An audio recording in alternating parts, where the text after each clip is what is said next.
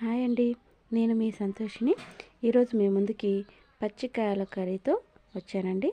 ఇది రొట్టెల్లోకైనా అన్నానికైనా చాలా బాగుంటుందండి. ముందుగా నువ్వులను మనము వేయించుకోవాలండి. బాగా చిటపటలాడేంత వరకు వేయించుకోవాలి. చూడండి, అవి చిటపటలాడుతూ ఉన్నాయి. ఇప్పుడు వాటిని కిందికి దించేసి మనము ఉల్లిపాయను చిన్న చిన్న ముక్కలుగా కోసి పెట్టుకోవాలి.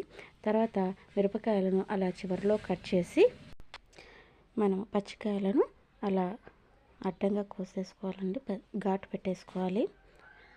అన్నిటికీ అలా ఘాటు పెట్టేశాక మనము నువ్వులు వేయించుకున్నాం కదా, వాటిని కొబ్బరి పొడి అవి వేసి తర్వాత చింతపండు కూడా వేసి ముద్దలా చేసి పెట్టుకోవాలి.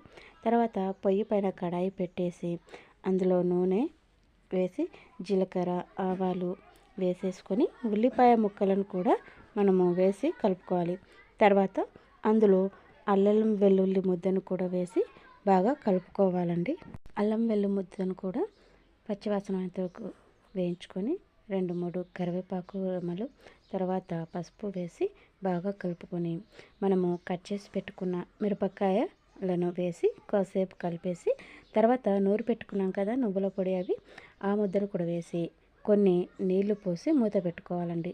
మగ్గనివ్వాలి. అది మగ్గనిచ్చాక మనము రుచికి సరిపడా ఉప్పు వేసి మనము మూత పెట్టుకొని మరీ మరిగించుకోవాలి.